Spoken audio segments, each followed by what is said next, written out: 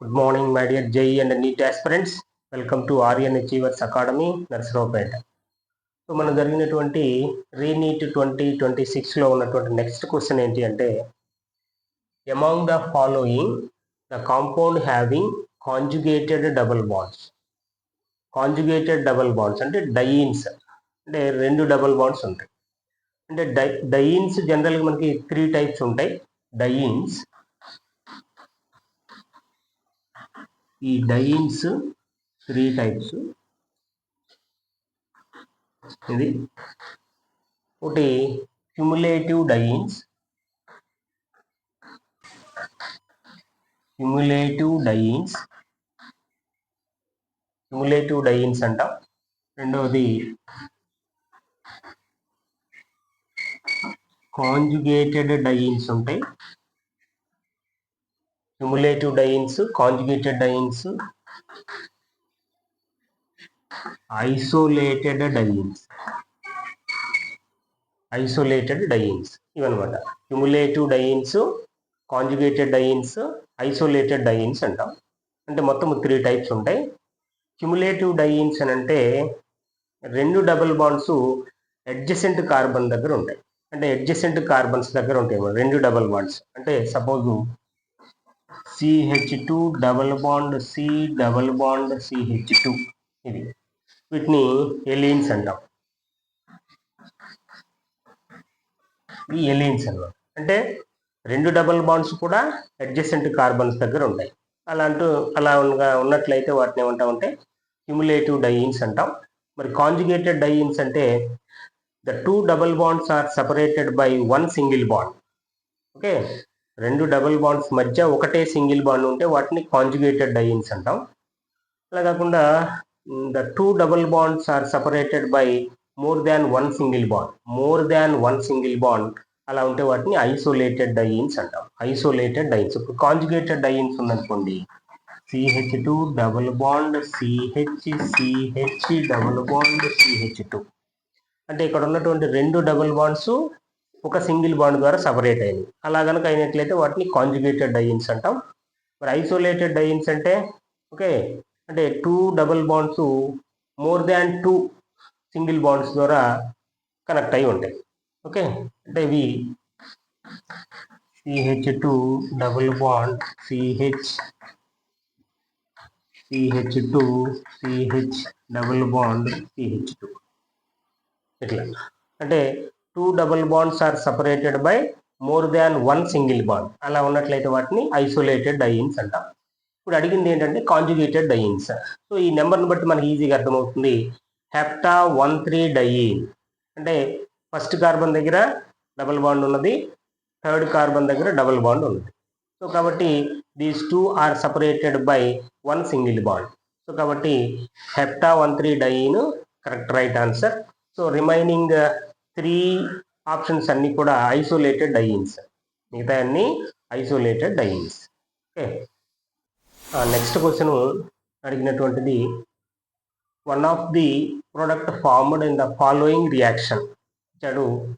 So దీనిలో ఇది Grignard reagent, ఇవి ఎమీన్స్ రియాక్ట్ అయితే వచ్చేటటువంటి ప్రోడక్ట్ ఏంటి అని అడిగాడు. సో దీనిలో ఇక్కడ Grignard reagent is a Grignard reagent when reacts with active hydrogen containing compounds. Active hydrogen containing compounds gives corresponding alkane.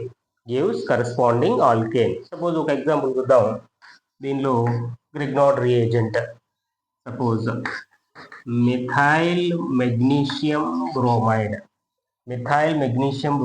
when reacts with active hydrogen containing compounds, అంటే hydrogen attached with the electronegative element like oxygen, nitrogen or sp hybrid carbon.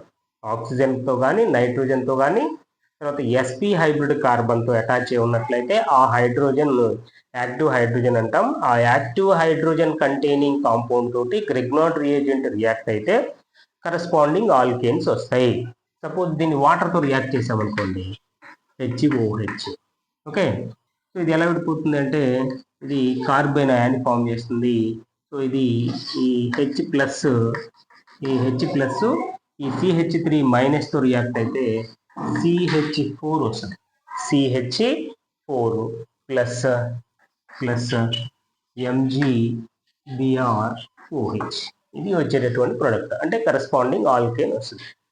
So ఇక్కడ కూడా ఈ compound కూడా ఏంటంటే active hydrogen containing compound.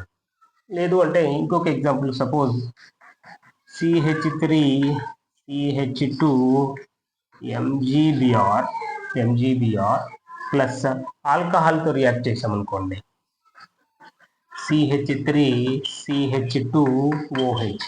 Okay, ఈ ఆక్సిజన్కి attach ఉన్నటువంటి ఈ హైడ్రోజన్ సో ఈ కార్బన్ అయాన్ తోటి రియాక్ట్ అవుతుంది. అంటే ఏమొస్తుంది అని అంటే CH3 ఈథేన్ వస్తుంది. ఓకే, అట్లాగే ఇది కూడా active hydrogen compound, it is a Grignard reagent. వచ్చేటటువంటి ప్రోడక్ట్ ఏమొస్తుంది అంటే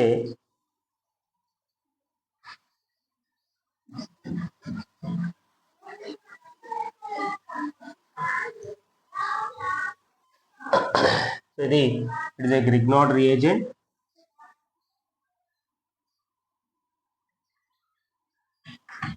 MgBr plus active hydrogen containing compound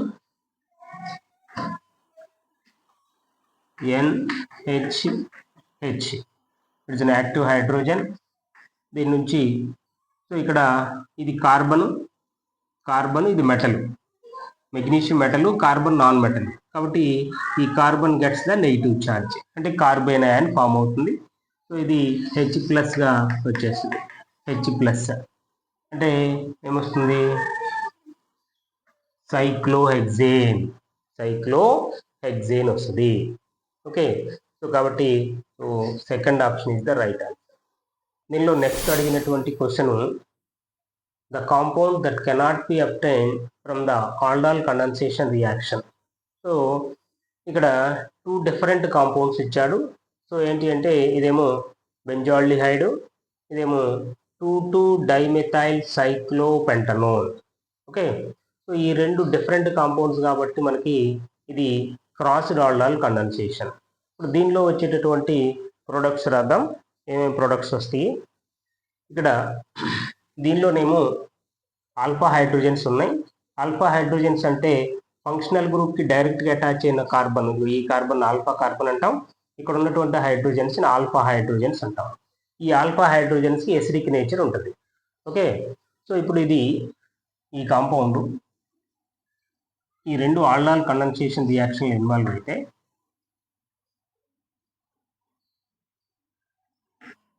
double bond O ఇది.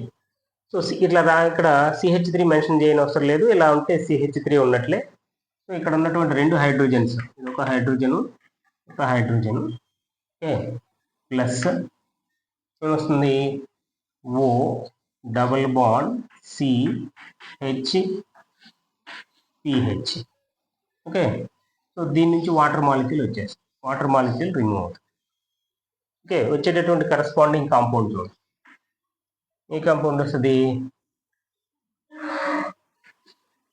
ఓకే ఇది. ఓకే, ఇక్కడ డబుల్ బాండ్ నెక్స్ట్ ఈ రింగ్కి దీనికి కనెక్షన్ అవ్వాలి, డబుల్ బాండ్ CH ఇది ఒక కాంపౌండ్ వస్తుంది. సో కాబట్టి ఇది ఎక్కడ ఉందో చూడండి, ఇదిగోండి ఇది. సో కాబట్టి ఈ ప్రోడక్ట్ వస్తుంది. ఓకే, సో ఇది వచ్చిందంటే ఇది కూడా వచ్చినట్లే కదా, ఈ 2 సేమే కదా. కాబట్టి ఈ 2 isomers, geometrical isomers. Okay, so ఇది కూడా వస్తుంది, ఈ 2 వస్తుంది. నెక్స్ట్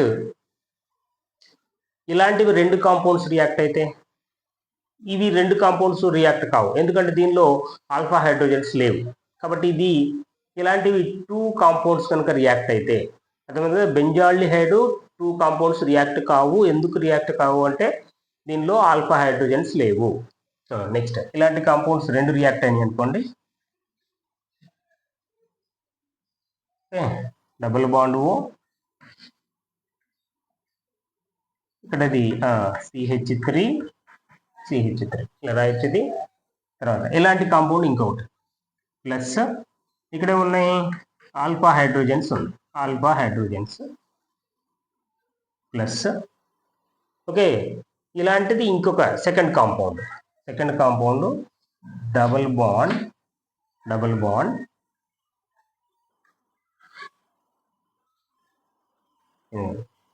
ఇది ఈ పొజిషన్లో CH3 గ్రూప్స్ ఉన్నాయి, CH3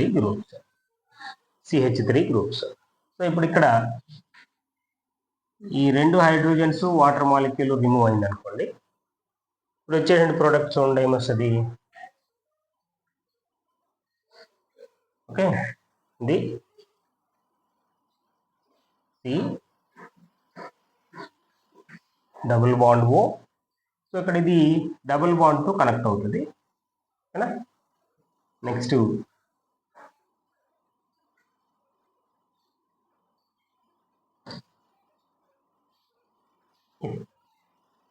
ఓకే, అంటే ఇక్కడ CH3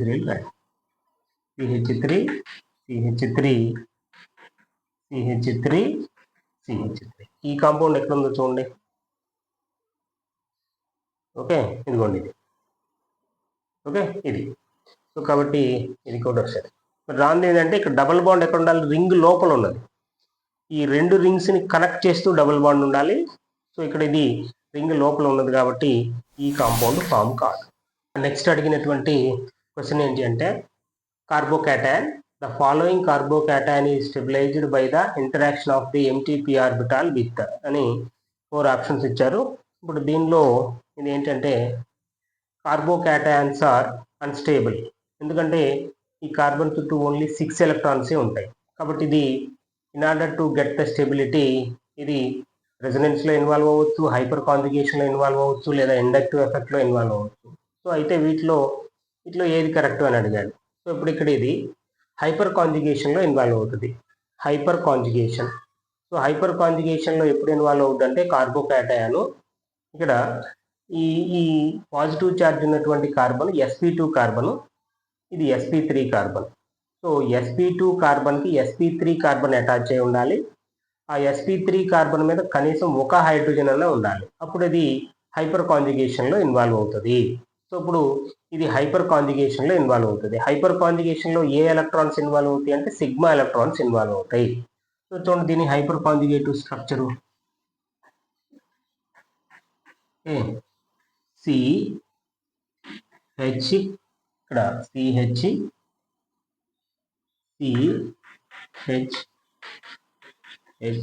ఇది పాజిటివ్ ఛార్జ్, అంటే ఇక్కడ MTP ఆర్బిటాల్ కార్బోకాటన్ దగ్గర MTP ఆర్బిటాల్ ఉంటుంది. సో ఇప్పుడు చూడండి ఇది ఈ బాండ్ ఇటు షిఫ్ట్ అవుతుంది, అంటే సిగ్మా బాండ్ పై బాండ్గా కన్వర్ట్ అవుతుంది. సో ఇక్కడ ఈ హైడ్రోజన్కి పాజిటివ్ ఛార్జ్ వస్తుంది. ఇప్పుడు వచ్చేటటువంటి హైపర్ కాంజుగేటివ్ స్ట్రక్చర్ చూడండి,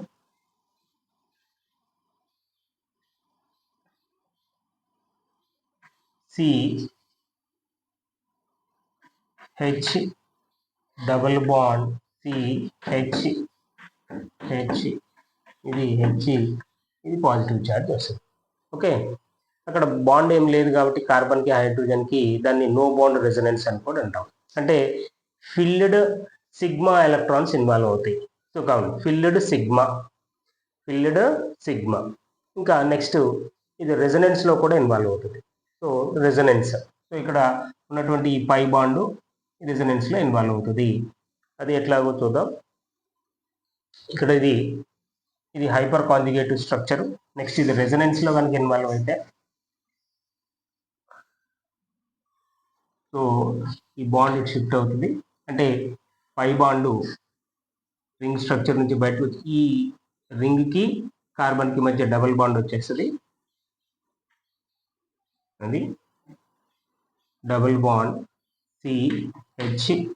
సో ఈ బాండ్ ఇటు షిఫ్ట్ అయింది కాబట్టి ఇక్కడ పాజిటివ్ ఛార్జ్ వస్తుంది. సో ఇది same. Next CH3. Next CH3. మరలా ఇది రెజనెన్స్లో ఇన్వాల్వ్ అవుతుంది. సో ఈ బాండ్ ఇటు షిఫ్ట్ అవుతుంది. నెక్స్ట్ ఇక్కడికి పై బాండ్ వస్తుంది. సో ఈ బాండ్ ఇటు షిఫ్ట్ అవుతుంది. ఇక్కడికి పాజిటివ్ ఛార్జ్ వస్తుంది. ఇది పాజిటివ్ ఛార్జ్. ఇక్కడ డబుల్ బాండ్ CH3. ఇది మరలా రెజనెన్స్లో ఇన్వాల్వ్ అవుతుంది. ఓకే, ఇది ఇటు షిఫ్ట్ అవుతుంది. ఓకేనా, ఇది ఈ బాండ్ సేమ్ యాజ్ ఇట్ ఈస్గా ఉంటుంది. సో ఇది ఇక్కడికి వచ్చేస్తుంది. ఓకే, సో ఇక్కడ పాజిటివ్ ఛార్జ్ వస్తుంది. ఇది positive charge. Double bond CH3. అలా ఇది రెజనెన్స్లో ఇన్వాల్వ్ అయితే ఈ పై బాండ్ ఇటు షిఫ్ట్ అవుతుంది.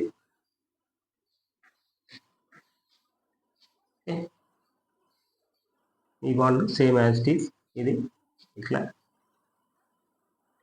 Single bond CH positive charge CH. So ఇలా రెజనెన్స్ స్ట్రక్చర్స్ వస్తాయి మాలిక్యూల్కి. అంటే ఇప్పుడు దీనిలో ఏది కరెక్ట్ అంటే ఫిల్డ్ సిగ్మా అంటే due to hyperconjugation, filled pi orbitals అంటే డ్యూ టు రెజనెన్స్. సో కాబట్టి ఇది third option is the right answer. తర్వాత next question statement type question. Statement 1, statement 2 ఇచ్చారు. సో దీనిలో ఆప్షన్స్ స్టేట్మెంట్ 1 ఏంటి అంటే oxidation of paranitrotoluene with acidic MnO4 gives an acid that is stronger than benzoic acid. First statement చూద్దాం. చూడండి, పారానైట్రోటోలిన్ ఇది toluene, దీనికి NO2 పారా పొజిషన్లో నైట్రో గ్రూప్ ఉన్నది. పారానైట్రోటోలిన్ని దేంతో రియాక్ట్ చేస్తున్నాము?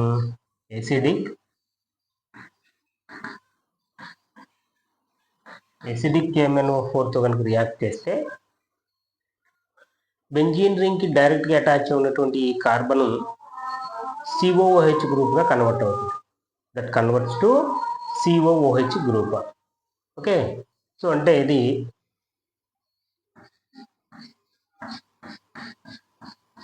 COOH అండ్ NO2 పారానైట్రోబెంజోయిక్ యాసిడ్ వస్తుంది. అంటే ఈ బెంజీన్ రింగ్కి డైరెక్ట్గా అటాచ్ అయిన ఈ కార్బన్ మీద కనీసం ఒక హైడ్రోజన్ అన్నా ఉంటే అప్పుడు ఎసిడిక్ MnO4తో రియాక్ట్ చేసినప్పుడు ఆ కరస్పాండింగ్ కార్బన్ దేనిగా కన్వర్ట్ అవుతుందంటే కార్బాక్సిలిక్ యాసిడ్గా కన్వర్ట్ అవుతుంది. Irrespective of number of carbon atoms, ఎన్ని కార్బన్ యాటమ్స్ ఉన్నా సరే, సపోజ్ ఇలా ఉందనుకోండి, CH3. ఇప్పుడు దీన్ని అంటే ఇథైల్ బెంజీన్. సో ఇక్కడ ఈ కార్బన్కి అంటే బెంజీన్ రింగ్కి డైరెక్ట్గా అటాచ్ అయిన కార్బన్ మీద హైడ్రోజన్ ఉన్నది. ఇప్పుడు దీన్ని KMnO4తో రియాక్ట్ చేస్తే బెంజోయిక్ యాసిడ్ వస్తుంది. ఎన్ని కార్బన్లు ఉన్నా సరే ఆ కరస్పాండింగ్ వచ్చేటటువంటి component benzoic acid. So suppose ఇది CH3. సో ఇక్కడ కండిషన్ ఏంటి అంటే ఈ బెంజీన్ రింగ్ డైరెక్ట్గా అటాచ్ అయిన కార్బన్ మీద ఒక హైడ్రోజన్ అన్న ఉండాలి. ఇప్పుడు ఇది దేనిగా కన్వర్ట్ అవుతుంది? బెంజోయిక్ యాసిడ్గా కన్వర్ట్ అవుతుంది. ఓకే, సో కాబట్టి పారానైట్రోటోలిన్ని KMnO4తో కనుక రియాక్ట్ చేస్తే వచ్చే కాంపౌండ్ ఏంటి అంటే ఏమొస్తుంది? CH3 converts to COOH. CH3 group COOHగా కన్వర్ట్ అయింది. ఇప్పుడు దీని యొక్క ఎసిడిక్ నేచరు బెంజోయిక్ యాసిడ్ కంటే ఎక్కువగా ఉంటుంది. దీని యొక్క acidic nature it is stronger acid than benzoic acid. ఎందుకంటే ఇక్కడ ఎలక్ట్రాన్ విత్డ్రాయింగ్ గ్రూప్ ఉన్నది. ఎలక్ట్రాన్ విత్డ్రాయింగ్ గ్రూప్ కనుక ఉన్నట్లయితే దాని యొక్క ఎసిడిక్ నేచర్ ఇంక్రీజ్ అవుతుంది. సో కాబట్టి statement 1 correct. Statement 1 right. Next statement 2 చూడండి. స్టేట్మెంట్ 2 చూద్దాం. చూడండి, స్టేట్మెంట్ 2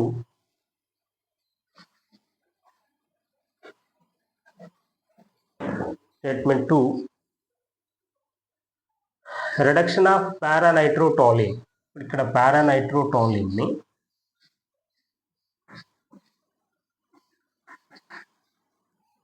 ఇది NO2 గ్రూప్. పారానైట్రోటాలిన్ రిడక్షన్ చేస్తున్నాం. రెడ్యూసింగ్ ఏజెంట్ అంటే SN అండ్ HCl. HClతో రియాక్ట్ చేస్తే NO2 గ్రూప్ రిడక్షన్లో ఇన్వాల్వ్ అవుతుంది. NO2 గ్రూపు NH2గా కన్వర్ట్ అవుతుంది. NO2 గ్రూపు NH2 గ్రూప్గా కన్వర్ట్ అవుతుంది. సో ఇది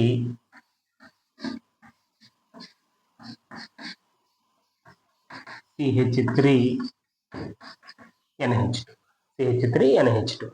అంటే రిడక్షన్ అంటే ఏంటి అంటే removal of oxygen or addition of hydrogen. ఇక్కడ ఆక్సిజన్ రిమూవ్ జరిగింది, ఓకే, హైడ్రోజన్స్ యాడ్ అయినాయి. అంటే మొత్తము టోటలు ఒక ఆక్సిజన్ రిమూవ్ చేయడానికి 2 హైడ్రోజన్స్ యూజ్ అవుతాయి. కాబట్టి 4 హైడ్రోజన్స్, అంటే 2 ఆక్సిజన్ రిమూవ్ చేయడానికి 4 హైడ్రోజన్స్, ఇంకొక 2 హైడ్రోజన్స్ యాడ్ అయ్యాయి. టోటల్ 6 హైడ్రోజన్స్ యూజ్ అవుతాయి దీనిలో. కాబట్టి ఏమొస్తుంది ఇక్కడ ఈ పొజిషన్లో అంటే NO2 పొజిషన్లో NH2 గ్రూప్ వచ్చేసింది. Okay, so it is more basic than aniline అన్నాడు. It is more basic than aniline. ఇప్పుడు ఇక్కడ ఎనిలీన్ తీసుకోండి. Aniline okay. సో ఇక్కడ CH3 గ్రూప్ ఏంటంటే electron donating group. So electron donating group కాబట్టి ఏమవుతుంది, దీని యొక్క బేసిక్ నేచర్ ఇంక్రీజ్ అవుతుంది. కాబట్టి ఇది దాని యొక్క బేసిక్ నేచర్. ఓకే, కాబట్టి స్టేట్మెంట్ 2 కూడా కరెక్టే. Statement 2 also correct. కాబట్టి third option, both statements are correct.